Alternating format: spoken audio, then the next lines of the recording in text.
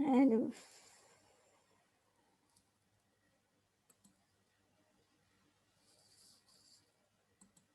Ntar ya, kita ulang sambung lagi. Ya, Bu.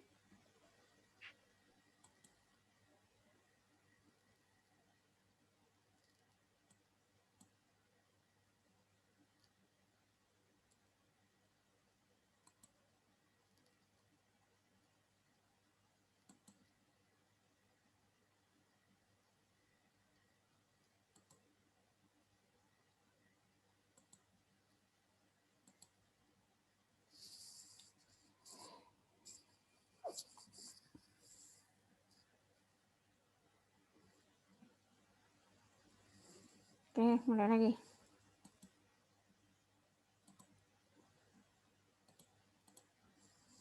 Saya share lagi.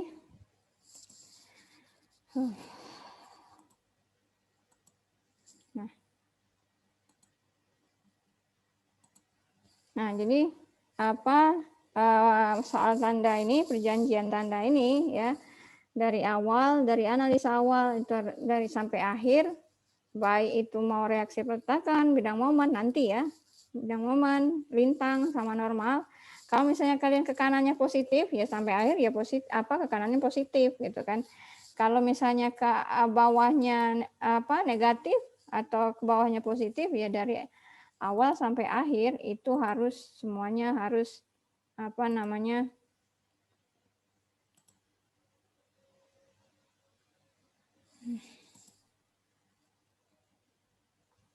harus positif ya. Nah, yang kedua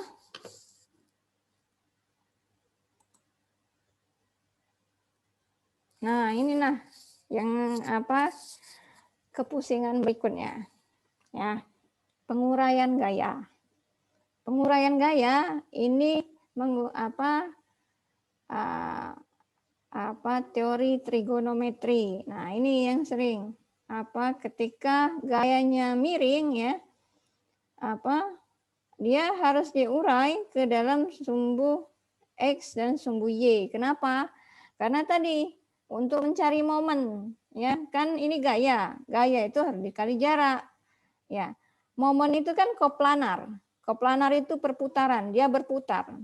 Dia akan berputar ketika dia gaya itu ya akan bekerja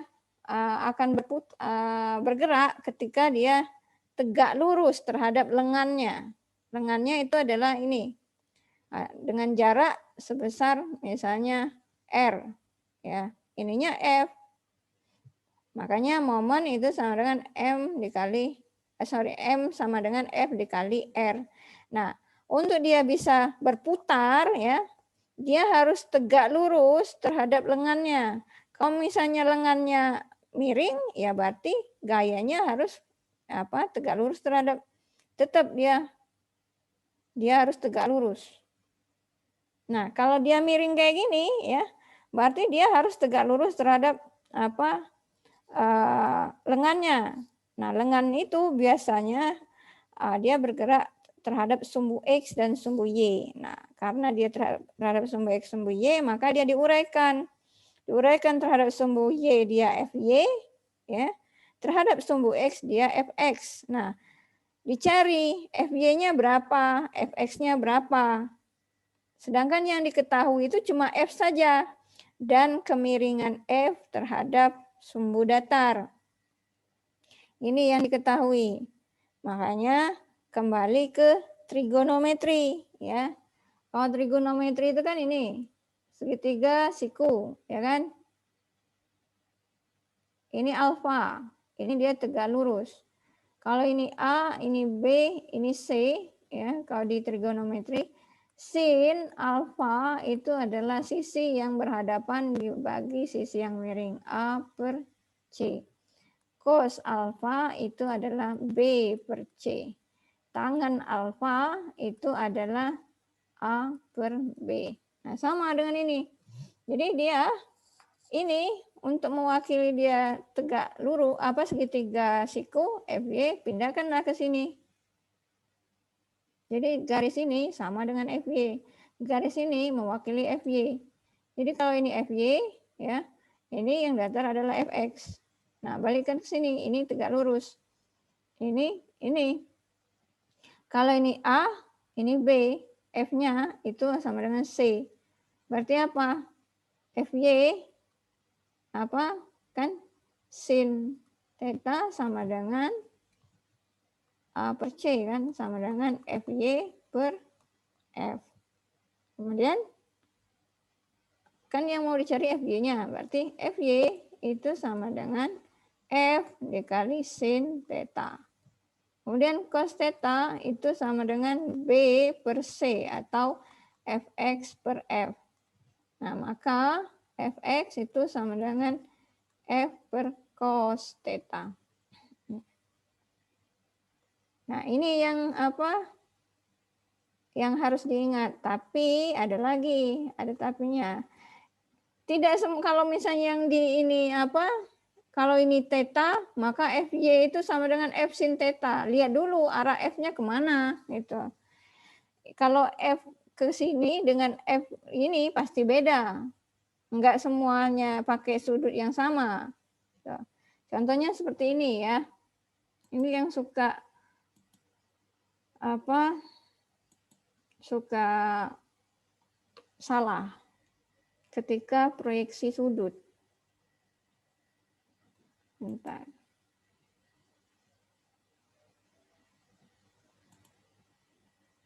Saya tambahkan gambar baru.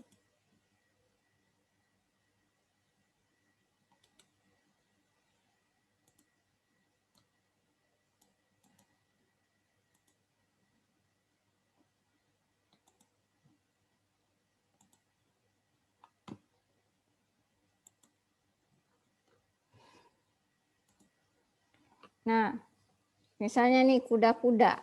Biasanya soal saya kuda-kuda ya. Atau misalnya apa kuda-kuda. Ini kuda-kuda.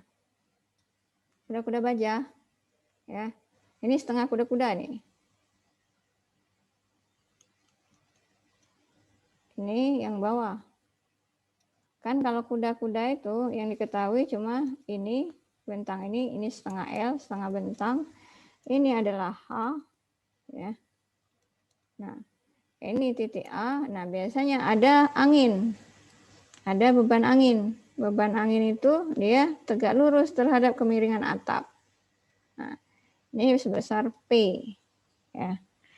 Nah, yang digunakan adalah ya PX dan PY. Nah, yang digunakan jadi P ini kan diurai ke sumbu Y, ke sumbu X. Jadi kalau ke sumbu Y, berarti di sini dia vertikal sejajar dengan sumbu Y, berarti ini PY. Kemudian ini ya, ini adalah PX. Nah, yang diketahui cuma sudut ini dan sudut ini, ya. Sudut ini dan sudut ini, sudut alfa dan beta ini pun ya itu bukan diketahui dalam derajat, tapi dia cuma diketahui ini sin, ini kalau ini A, B, ini C ya, titik C. Sin alfa itu sama dengan, bentar, saya tulisin saja. Sin alfa sama dengan cos beta sama dengan apa? H per AC. Cos alfa sama dengan sin beta sama dengan setengah L per AC. Nah, ini. Kenapa kok sin alfa sama dengan cos beta? Karena dia sudut istimewa, karena dia segitiga siku-siku. Dalam segitiga ya. Dalam satu segitiga itu jumlah sudut, ya, jumlah sudut-sudut ini adalah 180 derajat.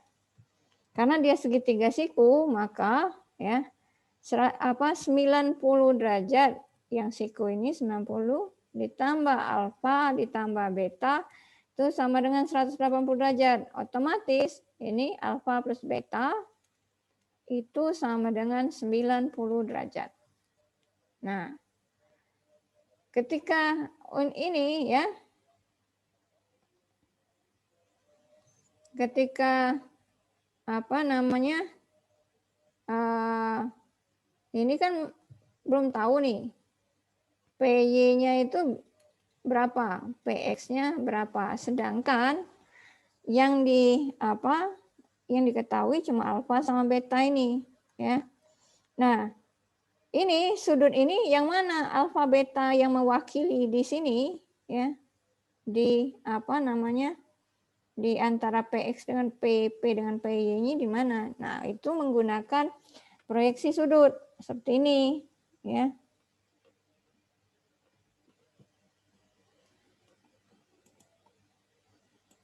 Saya bedakan warnanya dulu. Nah, ini di ujung titik kerja P ini kita bikin sumbu X dan sumbu Y. Anggap saja saya bikin garis lurus. Nah, ya.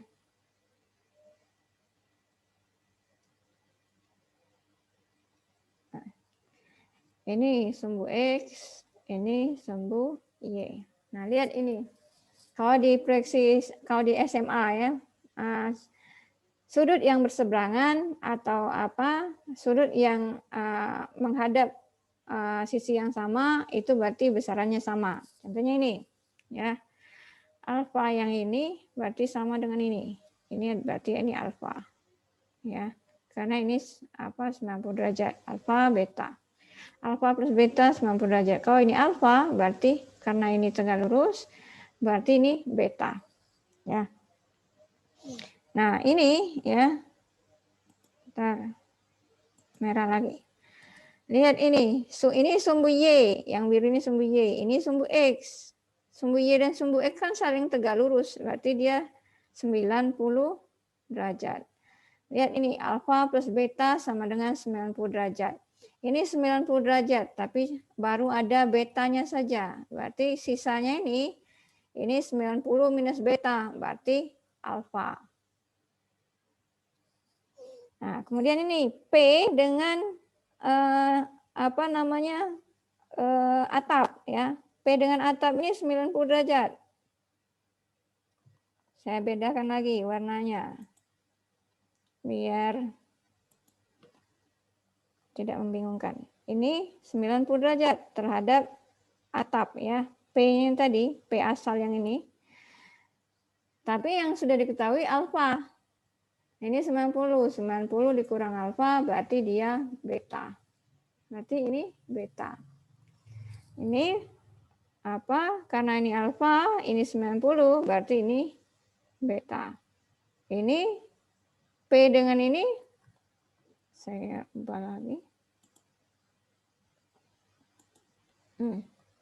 Ini tegak lurus juga. Berarti ini beta, ini alfa.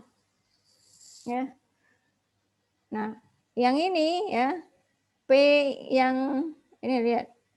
Saya pindahkan. Nah, saya pindahkan ke sini. Ini saya tarik ke sini. Nah, salah enggak terlalu.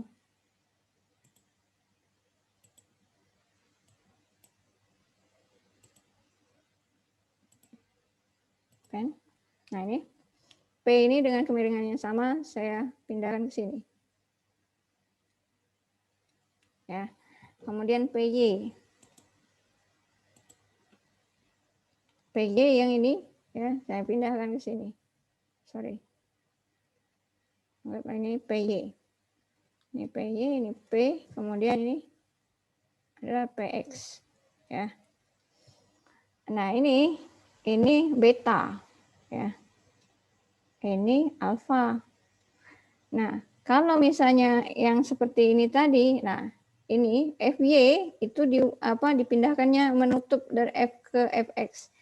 Kalau kita perlakukan ini ya, PY ini kita pindahkan ke sini. Nah ya. Berarti sini tinggal ini adalah P, ini PY, kemudian ini PX. Di sini beta, bukan alfa. Ini dia beta, berarti sin beta sama dengan PY. per P. Maka PY sama dengan P dikali sin beta. Cos beta sama dengan PX per P. Maka PX sama dengan P dikali cos beta. Jadi yang digunakan itu adalah betanya, bukan alfanya. Nah ini, yang ini ya sampai mekanika rekayasa 4 masih suka salah. Makanya saya jelaskan benar-benar di sini. Jangan sampai salah. Nah ini sudah saya benar-benar saya uraikan ya. Nanti pasti ketemu ini pasti ketemu ini. Baik itu di mekanika rekayasa 1, 2, 3 ya. Kalau 4 sudah masuk ke aplikasi komputer SAP ya.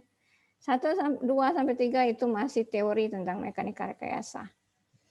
Nah, saya harap ini ya tentang proyeksi sudut ini sudah kalau misalnya kira-kira ada yang mau ditanyakan nggak? Terutama yang ini ya, tentang proyeksi sudut ini. Untuk materi yang ini saya menekankan ini. Ada yang mau ditanyain nggak tentang proyeksi sudut ini?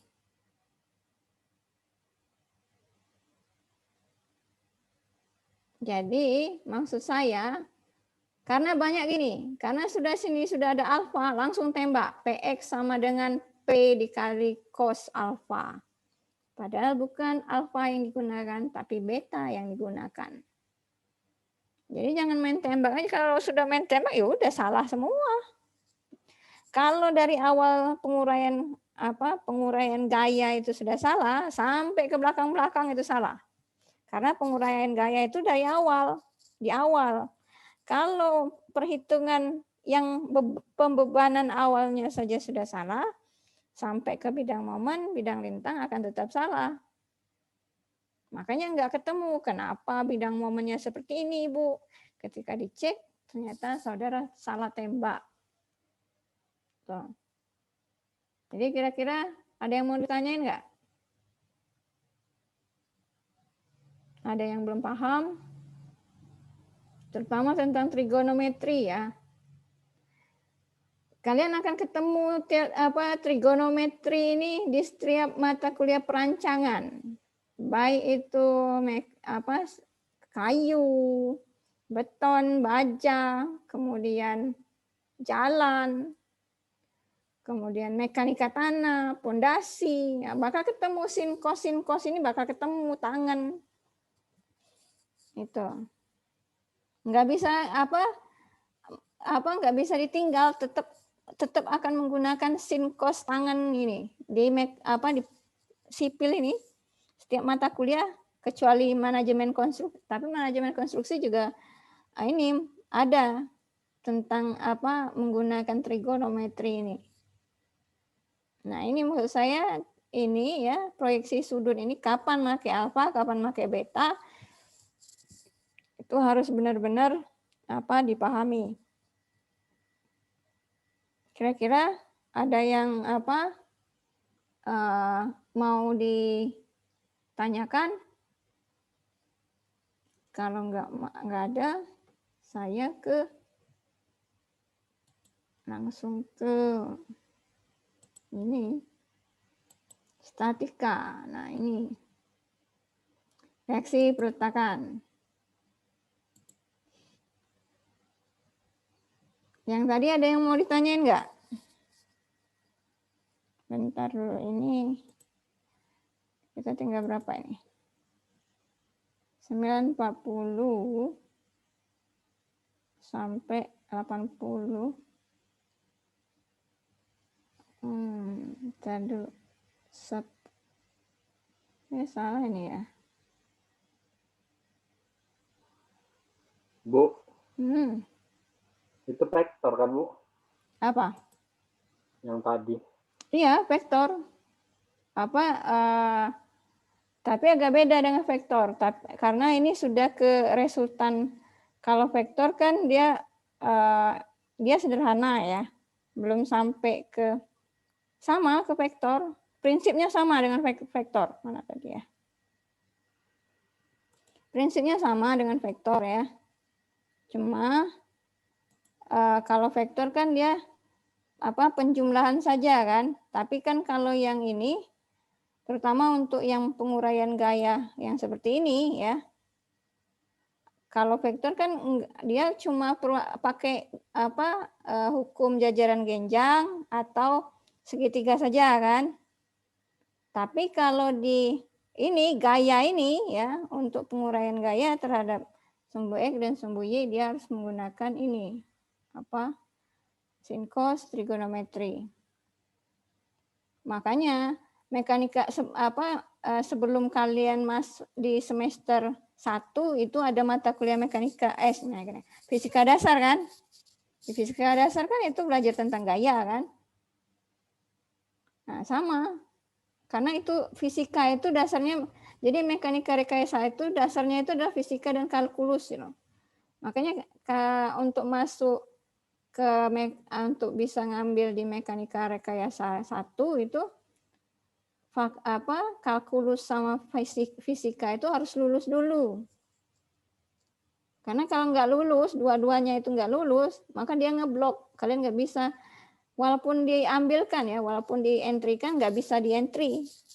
Karena memang itu, ya ini, mekanika rekayasa itu ya gabungan fisika dengan kalkulus, dengan matematika. Nah, gaya ini cuma beda ininya ya, beda bahasa ya. Kalau di fisika ya vektor, ya kan? Ini kan vektor kan? Kalau di vektor itu kan kalau resultan itu kan ini kan? Nih, ada garis di atas kan? Bedanya kan di sini. Resultan itu garisnya di atas. Nah, kalau di ini ya itu kan cuma tandanya saja ya. Tapi prinsipnya sama. Kan di vektor juga menggunakan gaya kolinier gitu. Kemudian hukum jajaran genjang itu pasti digunakan. Kemudian untuk segitiga itu sama. Nah, tapi yang saya tekankan itu ini loh, yang ini nah. Nah, karena ini agak beda dengan vektor. Terutama ketika sudah masuk di sini. Kira-kira jawaban saya bisa dipahami nggak? Halo? Siapa yang nanya tadi? Herli, Bu. Kira-kira bisa dipahami nggak? Atau ada yang kurang jelas? Agak pusing mencernanya, Bu. Oh, nanti tenang saja. Nanti di ini di sini nanti nggak pusing lagi karena sudah langsung praktek. Nah, di sini nggak pusing lagi nanti. Ya, pas di materi yang ini nggak pusing lagi. Reaksi peletakan. Nah, di sini kita mulai menghitung. Tapi di sini sebelumnya saya perkenalkan dulu apa itu untuk menghitung reaksi peletakan kita harus tahu dulu apa jenis tumpuannya. Nah, tumpuan itu maksudnya kalau balok ya, balok itu kan yang dia bisa ini karena ada tumpuan, karena dia berdiri di ujung-ujungnya kan. Nah, kayak sama kuda-kuda kan. Kuda-kuda itu kan yang menguncinya itu kan atau yang memperkuatnya itu kan bagian ujung-ujungnya. Nah, ujung-ujungnya itulah tumpuan. Kalau jembatan ya, jembatan itu tempat badan jembatan itu diletakkan itu adalah tumpuannya. Pilar-pilarnya jembatan yang di tengah-tengah dari pangkal sampai yang tengah sampai ujung itu adalah tumpuannya. Nah, tapi tumpuan itu ada macam-macam. Nah, di sini saya perkenalkan dulu tumpuannya. Tumpuan ya, tumpuan itu merupakan tempat peletakan konstruksi, tempat konstruksi diletakkan atau dukungan bagi konstruksi dalam meneruskan gaya-gaya yang bekerja ke pondasi. Ya. Nah, dalam mekanika rekayasa itu dikenal 3 jenis tumpuan, sendi, roll, jepit. Nah, 3 ini jangan sampai lupa. Karena setiap tumpuan ini gaya-gaya yang bekerjanya itu berbeda. Ya.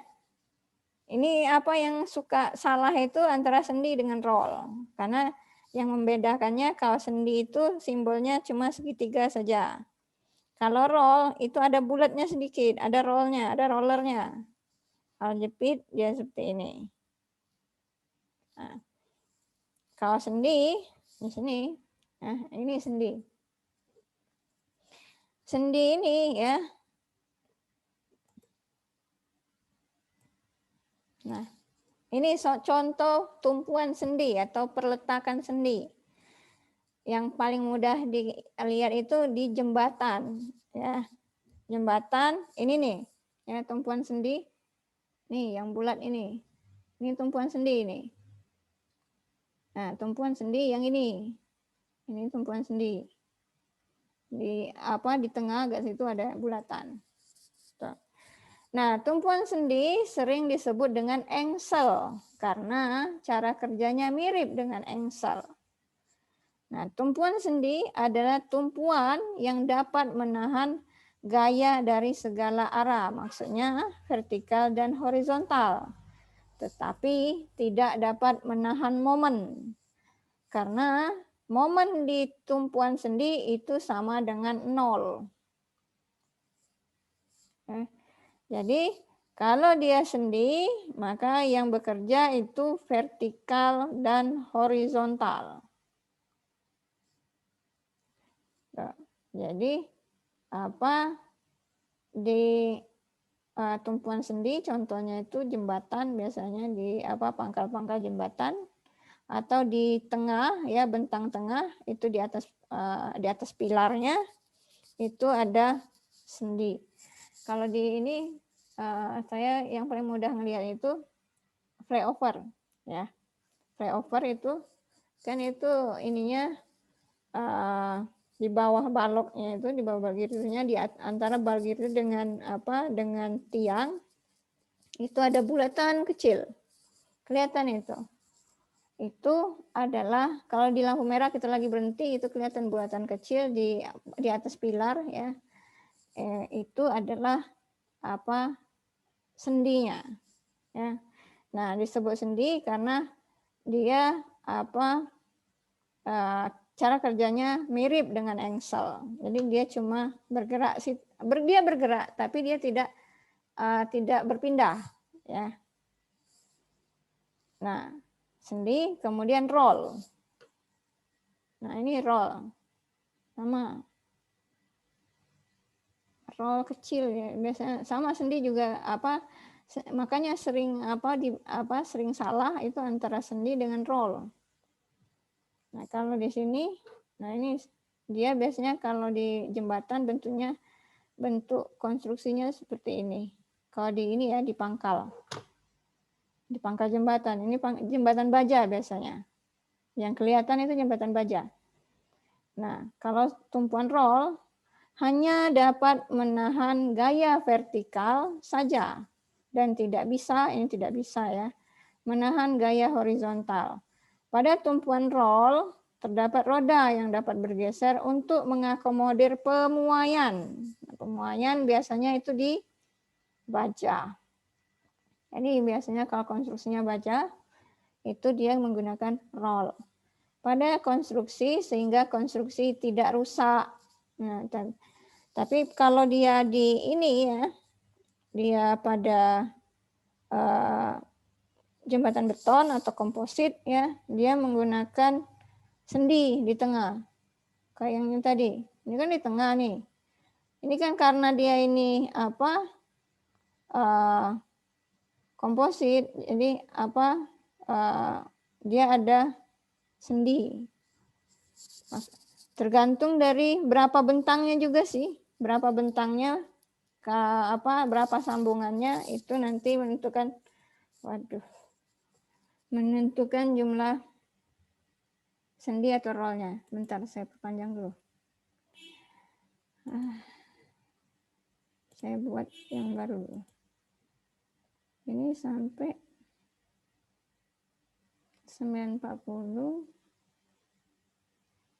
Kalau 10 menit lagi berarti 8.20 ya.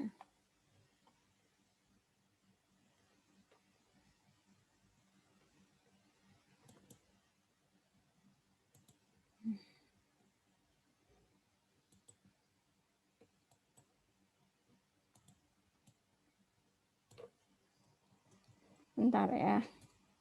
Nanti kehabisan waktu lagi.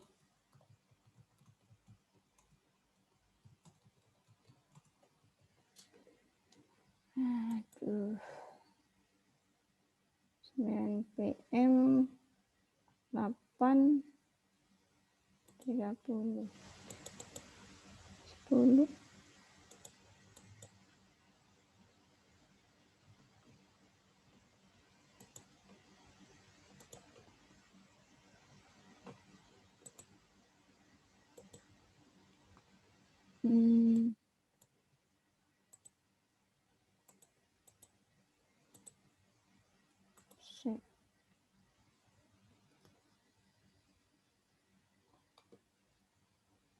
Bentar.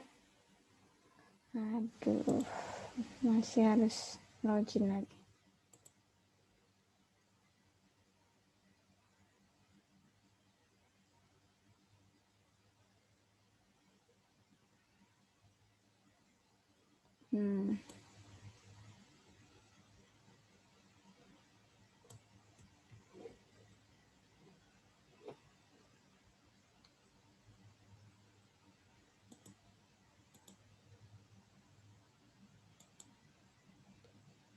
Ini gimana ini? Bentar ya. Saya ini dulu, saya atur dulu. Aduh. Nah, kalau misalnya habis nanti ke sesi 3. Itu saya share di grup WA.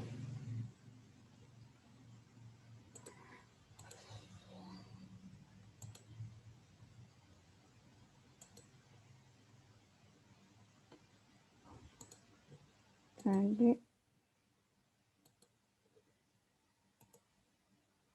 Nah, balik ke sini lagi ya. Tinggal 7 menit lagi.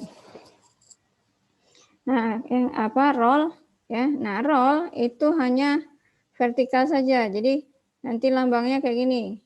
Vertikal saja yang bekerja. Jadi kalau sendi dia 2 gaya yang bekerja, horizontal dan vertikal. Kalau roll dia hanya vertikal saja. Biasanya peletakan sederhana itu begini. Ini baloknya. Kemudian ini satunya adalah roll. Maka ini nanti di gambarnya seperti ini. H, kemudian ini adalah vertikal, di sini ada beban. Apakah di sini ada P1, maka di sini ada P2.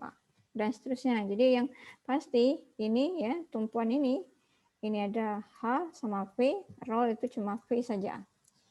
Itu tumpuan roll. Ya. Jepit. Nah, ini yang namanya karena kenapa dia dinamakan jepit ya?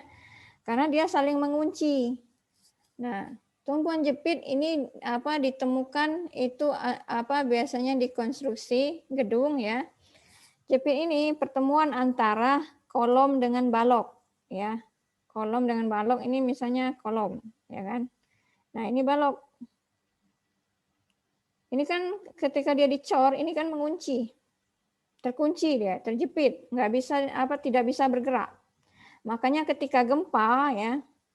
Kalau gempa itu bagian konstruksi yang paling rusak atau yang paling hancur itu adalah bagian jepitnya. Jadi biasanya yang ini ya itu hancur benar-benar hancur, serpihan. Dia tidak patah. Ya, dia tidak patah. Karena ini kan gempa itu dia horizontal. Jadi dia menggoyang ke samping. Ya, ke samping, ini digoyangnya. Kemudian sedangkan beban di atas ya, beban konstruksi itu memberati. Ya. Otomatis Ada yang mau ke samping, ada yang mau ke bawah, ya. Dia tidak beraturan terus dalam kecepatan yang tinggi, maka dia akan terjadi puntir, ya. Puntir itu berarti dia akan ya muntir. Apa ya namanya kalau puntir itu? Melilit ya. Enggak, bukan melilit ya. Muntir. Nah, itu. Jadi makanya dia dinyatakan jepit karena dia saling mengunci. Jadi tumpuan jepit berupa balok yang terjepit pada kolom, ya, dapat memberikan reaksi terhadap gaya vertikal, horizontal, dan momen. Nah, notasinya, ya, notasi dari jepit itu adalah seperti ini. Nah, kemudian ini mewakili kolom, yang ini mewakili balok. Nah, di jepit itu ada vertikal, ada horizontal, dan ada momen. Itu tadi saya bilang ketika ada gaya horizontal bekerja, ya, secara cepat, kemudian vertikal juga bekerja, maka dia akan berlaku momen. Jadi ada puntir, ya. Ada perputaran, ya, puntir perputaran. Ya. Jadi muter. Ini ya, baloknya itu muter. Makanya dia beton yang ada di sini, ya, yang ada di sambungan ini benar-benar hancur. Hancur kalau kaca itu retak 1000, ya. Tuh. Itu jepit. Itu kalau misalnya ada yang dari Bengkulu enggak atau dari Padang, biasanya sudah biasa ngelihat kehancuran gedung-gedung, itu bisa dilihat gedung itu biasanya yang paling rusak itu adalah sambungan antara kolom dengan balok, ya. Dia enggak patah, tapi dia hancur di bagian kolom dan bagian sambungan kolom dan balok. Nah, ini jenis konstruksi statika. Ini jenis konstruksi ini menentukan cara perhitungannya. Jadi kalau di statika tadi kan dalam keadaan diam kan, benda dalam keadaan diam. Itu ada dua, statis tertentu, dan tak tentu. Ini jadi tertentu dan tak tentu perlakuannya beda. Nah, statis tertentu, ya, besar gaya reaksi dan momen dapat ditentukan dengan persamaan keseimbangan. Persamaan keseimbangan itu yang 3 ini. Sigma V sama dengan 0, sigma H sama dengan 0, dan sigma M sama dengan 0. Ini adalah rumus keseimbangan. Persamaan keseimbangan, sigma V sama dengan 0, sigma H sama dengan 0, sigma M sama dengan 0. Nah, sedangkan tak tentu tidak dapat diselesaikan dengan persamaan keseimbangan. Jadi dia dipotong-potong dulu sampai ada jadi berapa kali perhitungan. Jadi berapa lapis perhitungan. Nah, untuk menentukan dia statis tertentu atau tak tentu itu dengan rumus keseimbangan. R sama dengan B plus 2. Untuk statis tertentu. Kalau dia tak tentu, R lebih besar dari B plus 2. R itu jumlah reaksi yang akan ditentukan. Jumlah reaksi itu tadi vertikal, horizontal, sama momen. Ini adalah reaksi yang bekerja. Kan kalau misalnya dia sendi, berarti dia vertikal sama horizontal. Berarti jumlah reaksinya ada 2. R-nya ini sama dengan 2. Kalau roll, ya, dia cuma ada vertikal saja, maka R-nya sama dengan 1.